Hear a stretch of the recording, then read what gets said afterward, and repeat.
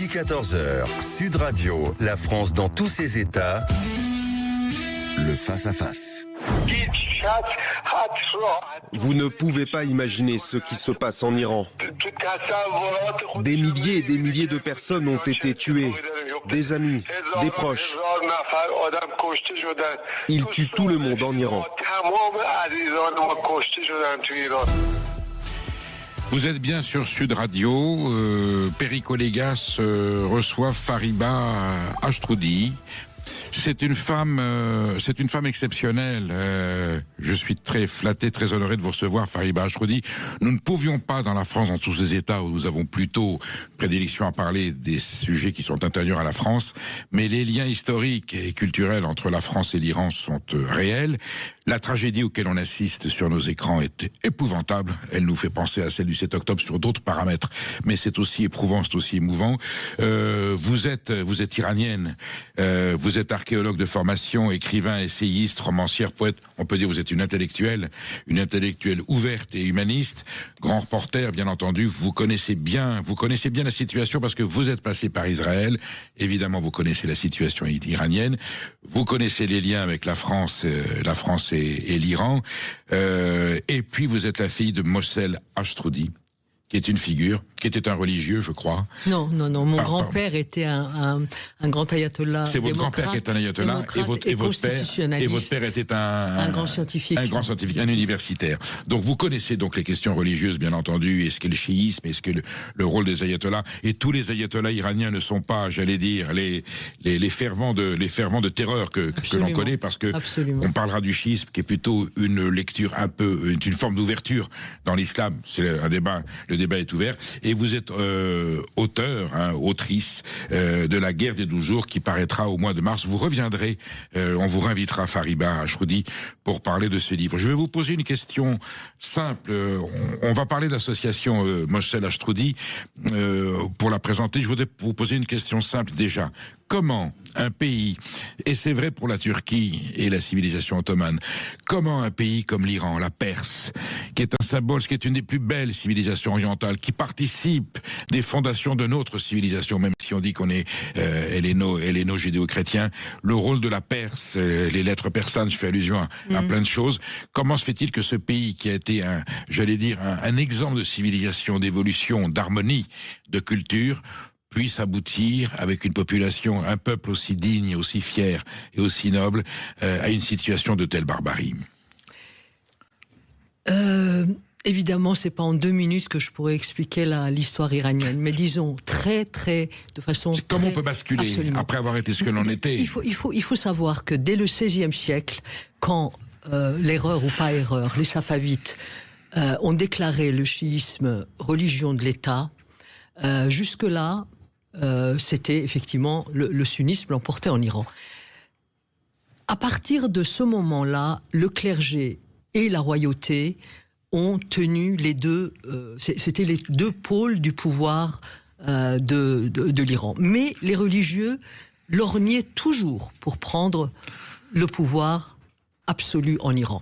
Et quand je dis les religieux, je ne parle pas évidemment des religieux les plus ouverts, les plus gnostiques, je parle vraiment de cette faction qui, le long des siècles d'ailleurs, le Safavides, c'est le XVIe siècle.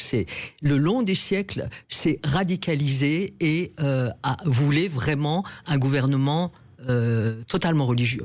Là-dessus, je reviendrai 2 minutes également sur la révolte constitutionnelle. On en a beaucoup parlé avec notre ami commun, avec André Berkoff à une des émissions.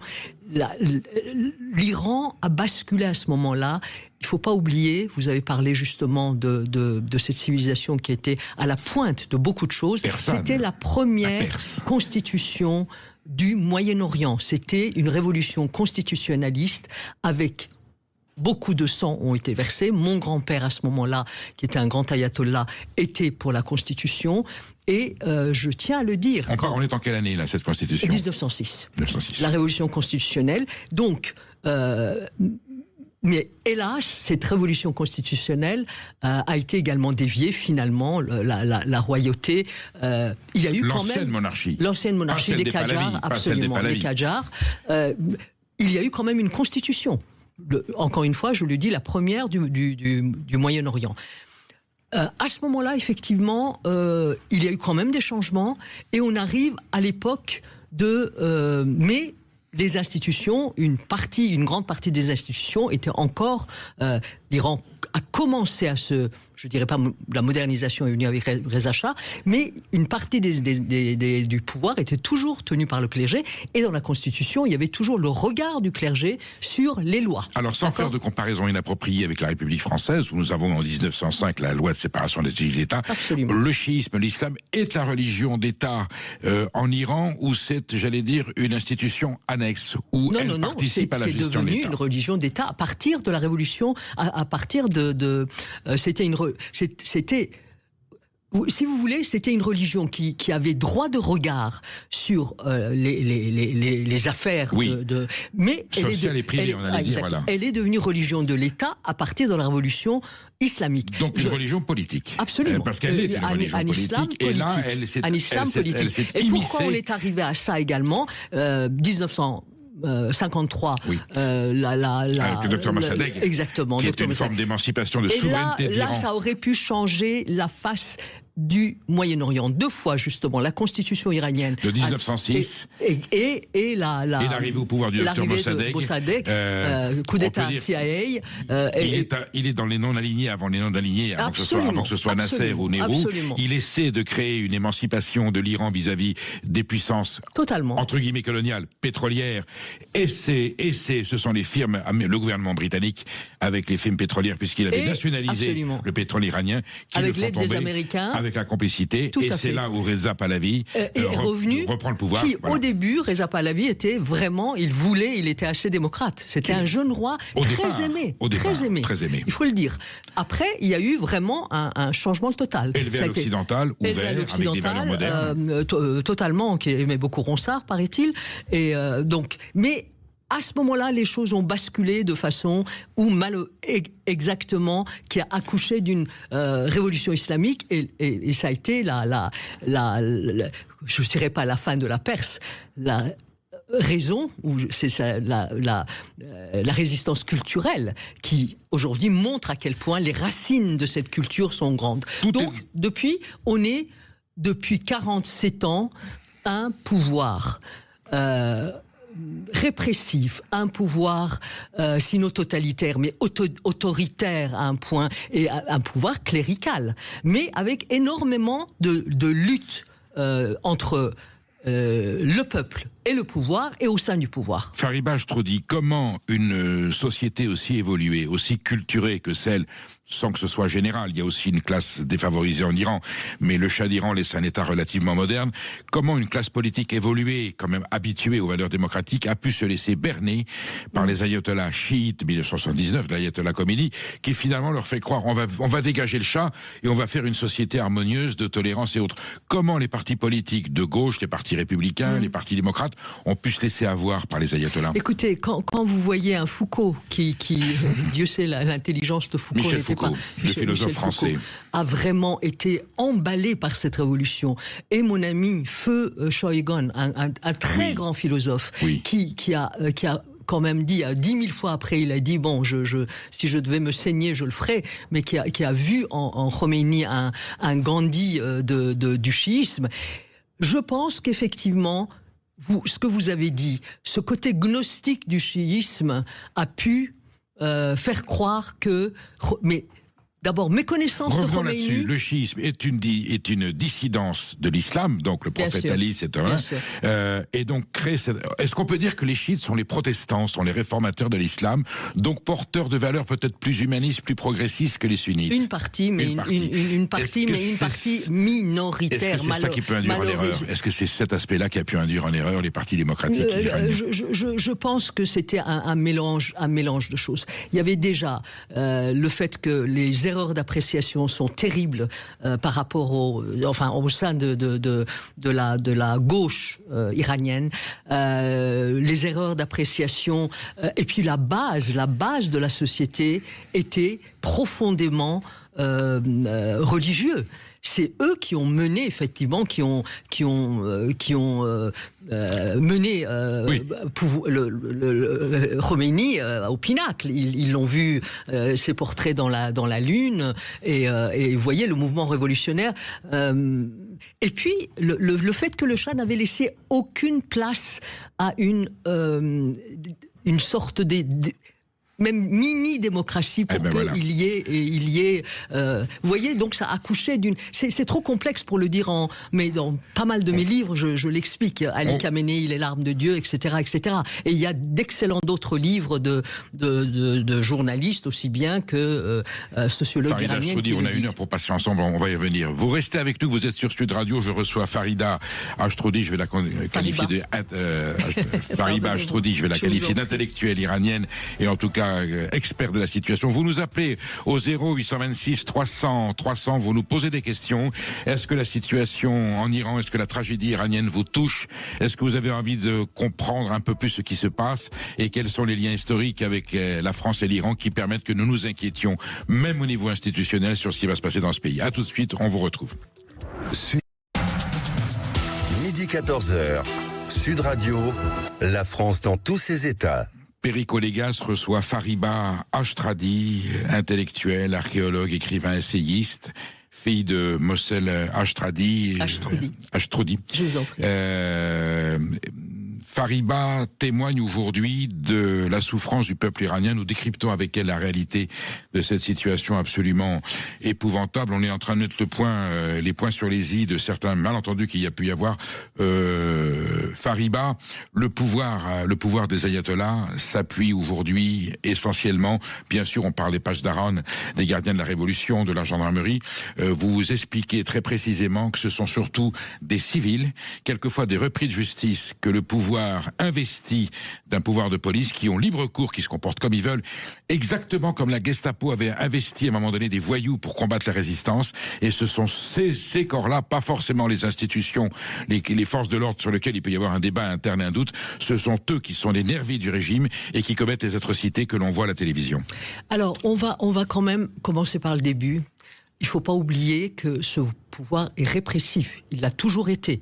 Donc, il y avait, si au début de la Révolution, ce que je vous ai expliqué, c'est pour dire que si au début de la Révolution, il y avait des forces idéologiques aveugles, qui pour M. Khomeini, et après même pour M. Khamenei, étaient capables de donner leur vie, étaient capables de mourir, étaient capables... Ça, c'est les forces idéologiques qui ont existé, fanatisées depuis le début. Ça a beaucoup changé. Ça a beaucoup changé d'abord l'évolution de la société civile iranienne, le fait que il y a eu désenchantement au sein même de ces forces à cause des problèmes justement des problèmes de pénurie de tout. En 47 ans de dictature, on s'imagine qu'il y a des gens qui sont déçus. À cause, en plus, du fait que la corruption est terrifiante. Donc, ce que j'étais en train de vous expliquer pour vous dire ça, c'est que là où j'entends très souvent, soit par ignorance, soit parfois parce qu'ils veulent dire que les gardiens de la Révolution sont les forces idéologiques du régime. Oui, on entend ça sur les plateaux de télévision. Tout le temps. C'est une confusion. C'est une confusion. Je ne dis pas qu'ils ne sont pas la force idéologique du régime, mais quelle idéologie? Je suis d'abord pour parler des gardiens de la Révolution. Les gardiens de la Révolution font partie du corps de l'armée, avec l'armée régulière. On les appelle les pages d'Aran. Et les Basidj qui sont sous contrôle des gardiens de la Révolution. Eux, ils n'interviennent qu'en dernier lieu. Au départ, quand il y a des manifestations, c'est les forces anti-émeutes de la gendarmerie et de la police, comme partout ailleurs. Ces gens-là, ils ont des plaques. Ils ont des chefs, ils ont des sous-chefs, ils ont des exécutants. Donc, à la rigueur, quand ils font des fautes... Je ne dis pas qu'on les arrêtera forcément. Ils tirent, on est d'accord. Mais voilà, exactement. Ce n'est pas la perversité non, exactement. Il y a eu énormément de défections. Il faut savoir que beaucoup ont refusé de tirer, notamment sur le peuple. En 2018, en 2019, et également, surtout, le mouvement Femmes, Vie, Liberté. Oui, on se souvient. À ce moment-là, qu'est-ce qui se passe? À ce moment-là, quand les choses vont...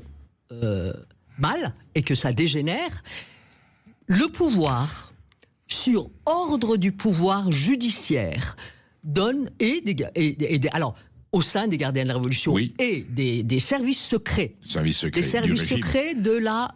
du ministère de l'Intérieur et les services secrets des gardiens de la Révolution. L'ancienne Savak du chat, si je puis dire, mais reconvertie à la sauce des ayatollahs. On dit Savama maintenant. Et ces gens-là, ils ne sont pas forcément d'accord d'abord entre eux, et chacun a ses accointances avec tel ayatollah, avec tel politique, avec tel... Il ne faut pas croire, il faut pouvoir expliquer aux gens que les méchants, globalement les méchants, le pouvoir, le régime est répressif.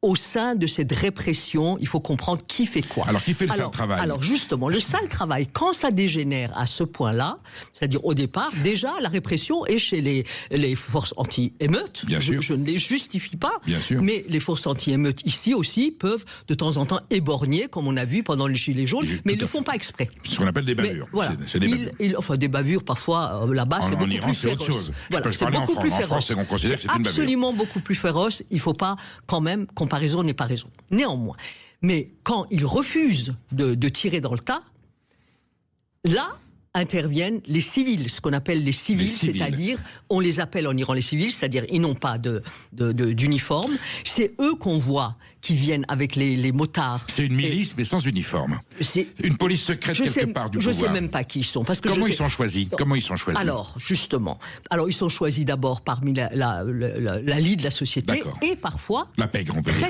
Absolument. Et parfois, ce qui est terrifiant, et j'ai eu des noms dans le livre Ali Khamenei, les larmes de Dieu, je donne des noms. De temps en temps, M. Khamenei gracie. Sa sainteté, entre c'est le guillemets. guide suprême qui décide que tel ou tel peut être intégré dans cette... Non, c'est pas comme un soir parce qu'il a d'autres chats à fouetter. Mais le pouvoir judiciaire, M. Egei, qui a c'est un des êtres les plus abjects qu'on puisse imaginer dans la vie, présente, et d'autres instances, présente des listes à M. Khamenei qui ne regarde pas qui est qui, forcément, et parfois il regarde, je n'en sais rien, je ne suis pas dans... En tout cas, il les gracie. Mais il les gracie. Et il y a eu plusieurs fois où on a su qui on avait gracié et comment ça a été dénoncé. Et une fois qu'ils sont graciés, évidemment, le régime peut les intégrer. Souraïsi, Femmes, Vie, Liberté, ça a été un des moments où ils se sont le plus servis de ces nervis du pouvoir qui sont absolument terrifiants. Alors sur le site de l'association, vous dites que on a montré... sont des mercenaires arabes qui sont tout simplement des militants religieux chiites qui viennent d'Irak, de Syrie, qui complètent cet organisme. Ça c'est l'autre force, c'est-à-dire... Et on a eu, je pense que c'était en 2019, ça a été enregistré où ces forces ces nervis parlaient en arabe entre eux. Parce que les forces anti-émeutes, les forces de la police, il y a eu défection, il y a eu et ça, c'est donc le réseau chiite extra-iranien. C'est les chiites du Proche-Orient qui se rassemblent. Mais c'est pour dire que les forces au sein même des forces anti-émeutes, je le sais, je l'ai vu de mes propres yeux quand j'étais en Iran en 2019, ils refusaient de tabasser parfois. Et effectivement... Donc il y a une conscience dans les forces de l'ordre, à un moment donné il y a une conscience politique. Fariba Stroudi... Ou peut-être la peur de dire que si ça continue comme ça, on vient, j'en sais rien, vous savez, je ne suis pas dans leur tête. Fariba Stroudi, nous avons Serge, un auditeur de Sud Radio, qui nous appelle de Livry-Gargan. Bonjour Serge. Bonjour. Que vous inspire la situation en Iran? Eh bien, je peux vous assurer que c'est un mauvais film et que c'est super effrayant. Ce que dit cette dame, son témoignage est super effrayant. Et j'aurais une question à poser. Qu'est-ce que ça a donné de convoquer les ambassadeurs d'Iran en Europe et notamment en France? En question supplémentaire, en Europe, on se rallie à la France et à différents pays pour contrer Donald Trump au Groenland. Mais qu'est-ce que fait l'Europe pour les Iraniens? Oui, mais on a compris. Merci Serge pour votre question qui est pertinente. Fariba Stroudi, est-ce que l'Europe diplomatique, est-ce que l'Europe politique prend les moyens nécessaires pour essayer d'aider le peuple iranien à sortir de cette épouvantable tragédie? L'Europe et surtout la France auraient pu jouer un rôle très important. Je ne dis pas qu'ils ne l'ont pas fait. Mais là, écoutez, c'est évidemment dans une situation de terreur comme ça, de couper les relations diplomatiques, d'abord. ils ne le peuvent pas forcément. La France ne le peut pas. On a 2 otages encore de compatriotes à l'ambassade, d'accord ? En plus, est-ce que ça aide immédiatement ou pas ? Je n'en sais rien. En revanche, ce que l'Europe et la France en particulier pourrait faire, ce que, je veux dire, avec tout le respect que je n'ai pas pour Donald Trump, mais ces menaces en disant je fais ceci, je fais cela, je fais cela, pour l'instant, la République islamique a reculé pour ne pas tuer les gens. Et enfin, il y a, je ne sais pas, 10 000 prisonniers et pour l'instant, il n'y a pas d'exécution comme il y a eu à Gogo en 2000. On va y revenir. Mais ce que peut faire, c'est d'abord de se ressaisir en général, et en particulier peut-être sur l'Iran. Ils ont été absents pendant des années et des années. Ils ont fait l'effort pour effectivement renouer un dialogue avec l'Iran, avec les réformateurs, avec Rouhani, durant en 2015, quand il y a eu les accords nucléaires. Ils ont fait un effort.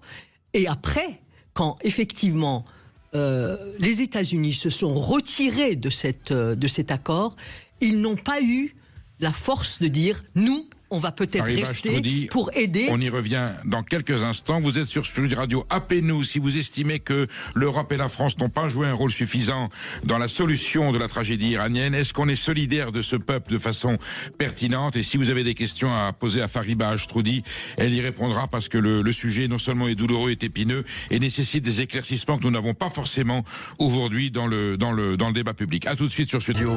La France dans tous ses états.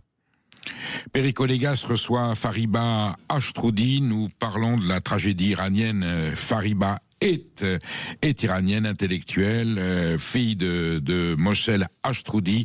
Son témoignage est émouvant parce que Fariba Ashtroudi, vous vivez cette situation comme si vous y étiez. D'ailleurs, vous allez probablement essayer de repartir en Iran. Vous avez des témoignages assez concrets.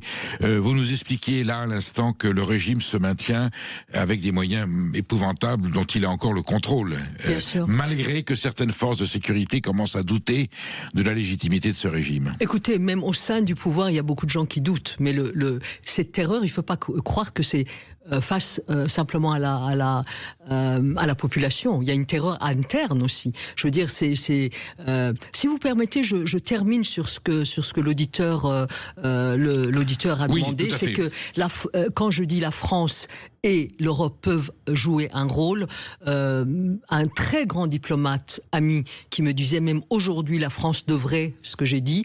Maintenant, c'est pas à moi de savoir ce que la France pourrait faire. S'ils ont la volonté d'intervenir directement. D'intervenir, non, mais effectivement de peser. Oui, quand je dis directement, c'est pas d'avoir le poids. Mais... Je veux dire,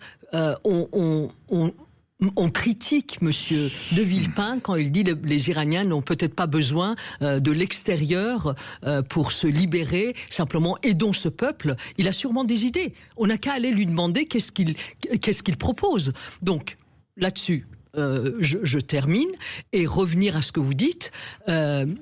Et oui, c'est que la terreur, c'est même au sein du pouvoir. Vous savez, je suis très critique aujourd'hui. J'avais écrit une lettre ouverte je voulais écrire une lettre ouverte. J'ai donné une lettre à Monsieur Pezeshkian en disant « Vous aviez dit, et je comptais le lui dire la dernière fois que j'étais en Iran, je comptais le lui dire face à face, en lui disant, dans votre promesse de campagne, vous aviez dit... » On parle du président, du président Pezeshkian, absolument. Que si vous étiez un serviteur du peuple et que vous vouliez servir le peuple.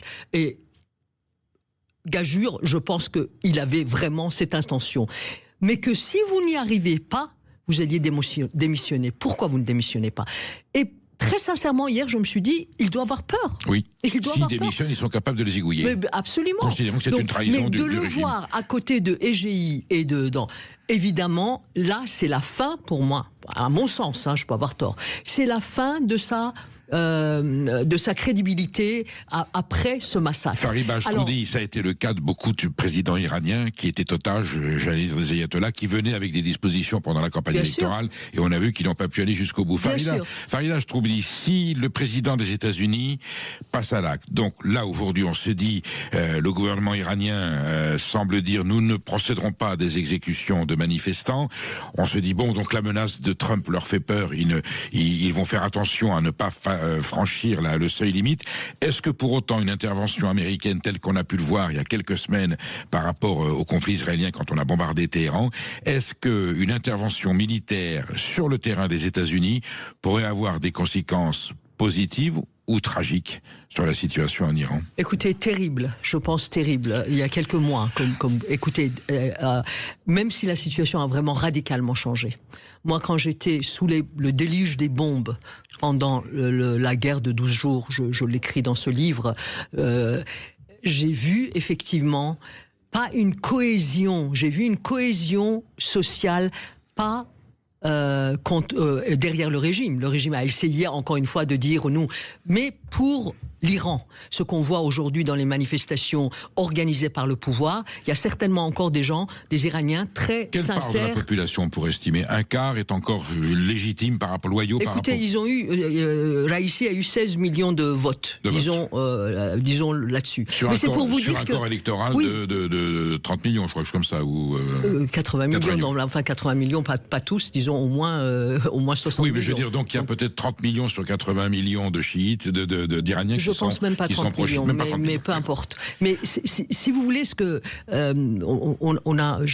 j'ai perdu le fil. Mais aujourd'hui, s'il y a d'abord, il y a 2 jours sur un plateau, quelqu'un jurait. Vous demandez si l'intervention des États-Unis aurait un effet positif malgré tout pour déstabiliser le régime ou pas. D'abord, ce n'est pas si simple. Secondo, je pense que c'est extrêmement dangereux. Le fait que les États-Unis, M. Trump, avec ce qu'on connaît de lui, à ce côté un peu spontané, un peu dingue, j'allais dire, de dire des choses et son contraire, le fait qu'il fait peur aux Iraniens, c'est une bonne chose, absolument une bonne chose. C'est acquis qui leur fait peur. Bon. Néanmoins, il y a eu quand même énormément de dégâts. Il ne faut pas oublier que le fait de dire on va venir, il y a des gens qui comptaient là-dessus. Mais là, il frapperait quoi? Il ciblerait quoi s'il intervenait? S'il cible, parce que c'est pas terminé encore, s'il cible, ça va être des cibles soit de personnes, militaires, soit d'endroits, soit effectivement mais là également. On peut localiser le guide de la Révolution où il a dû se planquer de façon. Non, c'est pas une question de planquer. C'est que ça risque de dégénérer un peu partout. Parce que si le guide n'a pas beaucoup de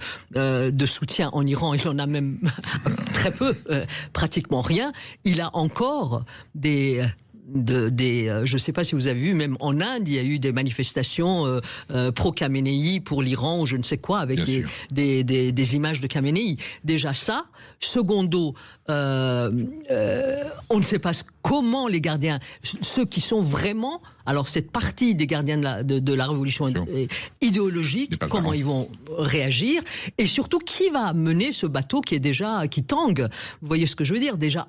Donc, je n'en sais rien ce qui pourrait être bénéfique. Je sais en même temps que ça ne peut pas continuer comme ça. Ça ne peut absolument pas continuer comme ça, parce que même ils disent qu'ils ont calmé la répression, d'abord à quel prix? Il y a eu disons on est sur quel chiffre là? On est sur peut-être 1, 2, 3 000, peut-être. Écoutez, 3 000 c'est sûr, mais c'est sous-estimé. 3 000 c'est déjà 3 500, c'est déjà les ONG très sérieuses qui le disent, mais c'est certainement sous-estimé. Alors d'autres parlent de 12 000, c'est peut-être là aussi. Mais donc, pour terminer, juste un mot, c'est de dire que effectivement la situation est extrêmement délicate. Il faut tout faire avant tout pour que qu'on cesse ce bain de sang. Qui disent ça a cessé, on n'en sait rien. 2, qu'il n'y ait pas d'exécution capitale encore. Alors peut-être que là, les menaces du président Trump ont peut-être eu un effet qui va dans ce sens. Certainement. Fariba, nous avons Khaled qui nous appelle, auditeur de Sud Radio, qui nous appelle de Paris. Bonjour Khaled. Bonjour à Perico Légas et bonjour à Fariba. Khaled, vous vous sentez éprouvé par ce qui se passe en Iran? Oui, je vais vous dire pourquoi. En fait, j'ai eu l'occasion de visiter 7 fois l'Iran. C'est un amour que j'ai envers ce pays-là. Oui. J'ai visité beaucoup de villes et j'ai été vraiment toujours émerveillé par ce pays. Et en fait, je suis dans l'aérien, ça fait 30 ans que j'ai fait une carrière dans l'aérien. Et je trouve déplorable, malheureusement, avec ce qui se passe. Et merci d'abord Fariba d'insister sur le fait qu'on n'est pas sûr de ce qui se passe. Hein, j'ai des amis iraniens qui me disent exactement la même chose. Et en fait, ce que je déplore, c'est que quand la compagnie Iran Air avait commandé une multitude de Boeing et de Airbus afin de se développer, c'était il y a quelques années de ça, et tout a été annulé. Tout a été annulé, pas par le gouvernement iranien, mais par l'Occident. Et en fait, ça, c'est une manne d'argent qui manque pour le pays. Bien qu'ils arrivent très bien à se débrouiller. Lorsque j'étais là-bas, je voyais qu'il y avait des Coréens, des Japonais, il y avait des Russes, mais ils arrivaient très bien à se débrouiller malgré toutes les sanctions. Mais Khaled, c'est une sanction économique, vous avez raison, Khaled, de dire. C'est une sanction, c'est une forme d'embargo qui a été imposée à l'Iran et qui a fait du mal à l'économie iranienne et au peuple iranien. Terriblement. Alors, Khaled, mon pays est une merveille et mon peuple et cette résilience, et on en parlera plus tard, les historiens en parleront en détail ce qui s'est passé. Mais il y a deux choses, Khaled. Il ne faut pas oublier également la corruption jusqu'à l'os de ce gouvernement. De ce régime. Vous ne savez, de ce régime, pardonnez-moi, absolument. Vous ne savez pas, Khaled, qu'à chaque fois quand il y a effectivement, qu'il y a eu des ouvertures, il y a une petite partie qui est allée à la population, le reste, vous n'avez pas idée des milliards qui sont partis en fumée. On croyait que les chiites étaient des gens vertueux, que les religieux, les ayatollahs, on les voit dans leur intégrité, dans leur austérité. On se dit, mais ça doit être des parangons de vertu, ces gens-là. Vous faites des idées. Là-dessus, on ne va pas revenir sur le chiisme. Puis vous voulez j'ironise, bien entendu, mais on pourrait penser qu'effectivement, il y a une rigueur religieuse. Non, mais en général, malheureusement, le clergé, en général, est rarement vertueux. Pardonnez-moi. Où qu'il soit. Donc, pour revenir, Khaled, c'est ça. Vous voyez, les Iraniens sont tenus entre deux étaux. La corruption intérieure, l'incurie, et vous n'avez pas idée du népotisme de ce pouvoir. Quand il y a eu ouverture, même un tout petit peu d'ouverture à l'époque de Rouhani, je vivais là-bas. Vous n'avez pas idée à qui on donnait les postes clés dans telle ou telle administration ou telle. Donc, il n'y a que le secteur privé qui aurait pu sauver ce pays. Vous voulez dire, Fariba, que le marché des avions aurait servi les intérêts de particuliers et pas forcément la société iranienne? Non, il y a deux choses. Je dis qu'effectivement, il y a les sanctions de l'étranger, ceux qui veulent absolument, à tout prix, étouffer l'Iran. Oui. Et il y a le fait que, déjà, à l'intérieur du pays également, quand il y a eu des peu de mini-ouvertures, des milliards de dollars sont partis en fumée, on ne sait pas où. Bien sûr. Et que l'argent ne va pas forcément à la population, aux infrastructures. La preuve, c'était vrai sous le Shah également, vous êtes d'accord? Non, pas tout à fait. Pas à ce point-là? Non, pas tout à fait. Il s'est enrichi quand même de façon gigantesque. D'accord, non, pas tout à fait. Il y a sous le Shah, il y a quand même eu, je veux dire, on manquait pas d'air, on manquait pas d'eau, on manquait pas de... C'est clair. Voilà. Mais la famille royale et ils avaient assez volé pour pouvoir après s'occuper du... On va dire ça comme ça, je suis d'accord. Ils volent et ils ne s'arrêtent pas.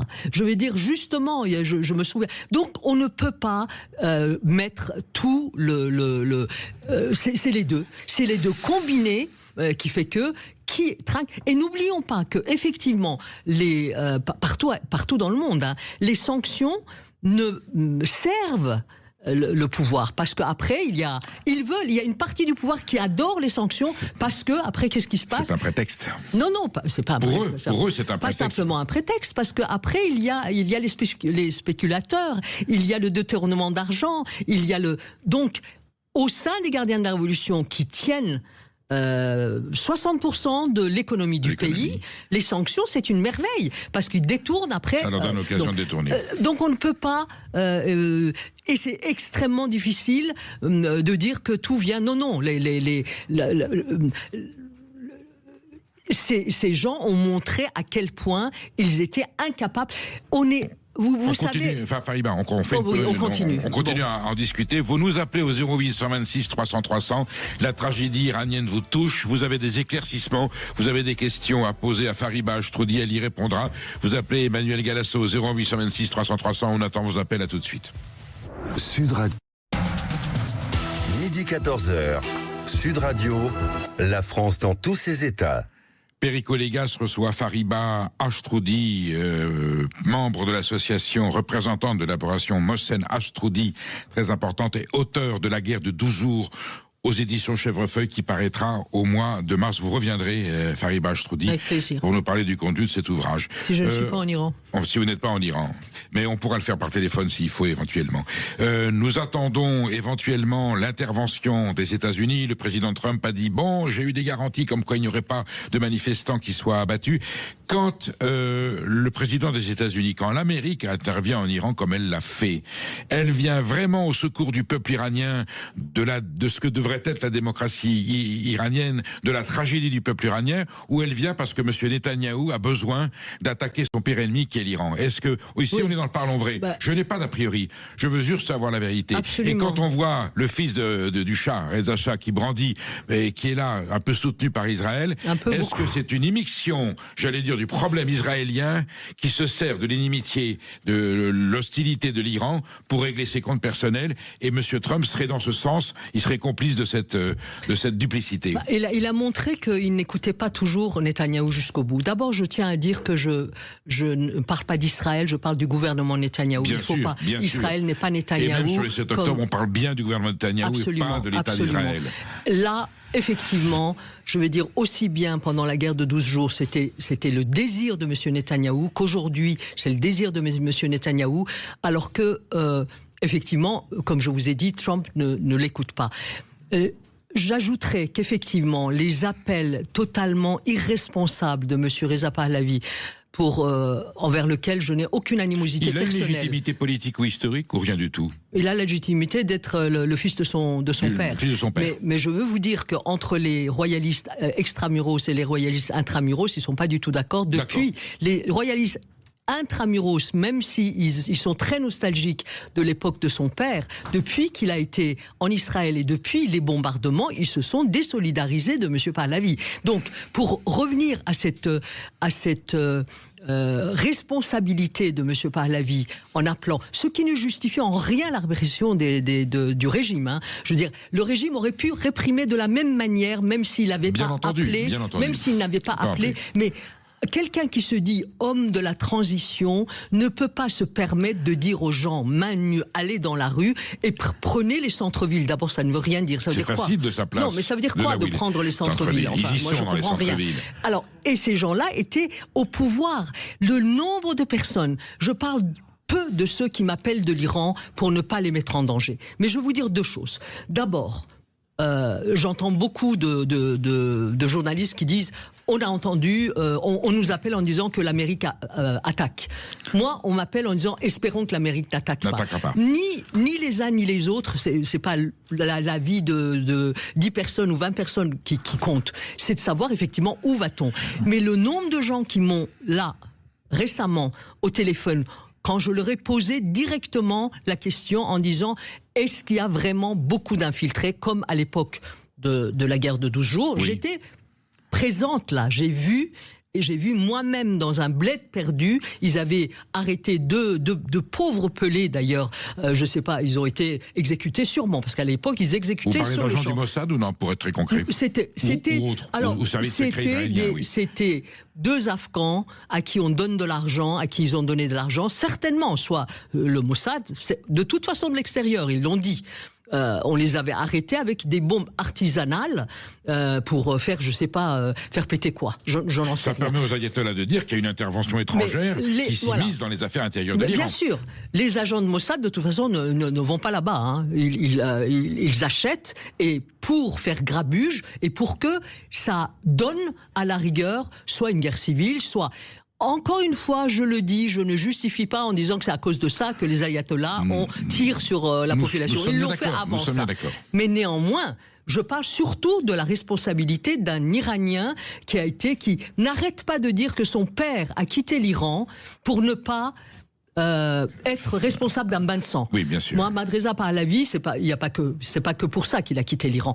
Mais quelqu'un qui, alors justement, vous savez, à l'intérieur, les Iraniens de l'intérieur me disaient, il trahit même son père. Donc, comment peut-on demander, un homme de transition peut demander aux Iraniens main nue, aller dans les rues, et Trump va arriver. C'est cynique, c'est horrible, c'est terrible. Fariba Ashtroudi, on va parler de la situation aujourd'hui tragique à l'intérieur de l'Iran. Il y a bien entendu des pénuries, il y a des situations, j'allais dire, sociales, humanitaires, absolument épouvantables. Est-ce qu'il est urgent aujourd'hui, non seulement on fasse tomber ce régime, bien sûr, c'est une autre échelle, est-ce qu'on peut aider à un moment donné ce peuple? Il y a des gens qui sont en train d'avoir faim, il y a des coupures de tout, les besoins vitaux, il y a une tragédie humanitaire qui est en train de se préparer, si je comprends bien. Depuis 35 ans, presque 40 ans, l'association, avec des moyens de bord, essaye de faire l'association Mohsen Ashtroudi, www.mo-normalha.com. Je vous en prie, allez voir notre site pour voir qu'avec des moyens de bord, on n'est que 10 volontaires et on a des membres en Iran qui prennent des risques énormes pour nous. Pour aller au secours du peuple iranien. Pour être des relais, bien sûr. Pour être pendant le mouvement Femmes, Vie, Liberté, les Français et les Françaises, parce qu'on n'a aucune subvention, on ne veut aucune subvention, parce que moi je rentre en Iran, je sors pour qu'on n'ose pas me dire que je suis à la solde de l'étranger. On n'a que de l'aide des populations. On a acheminé 20 000 € en Iran pour venir en aide aux étudiants et étudiantes iraniens. Là, le dernier mot qu'on m'a dit au téléphone, on a besoin d'argent. Maintenant, c'est un autre problème, comment l'acheminer, parce qu'on est coupé. Mais oui, ils ont besoin de tout. Ils n'ont pas de médicaments, ils n'ont pas d'avocats, ils sont coupés de tout. Si vous pouvez nous aider...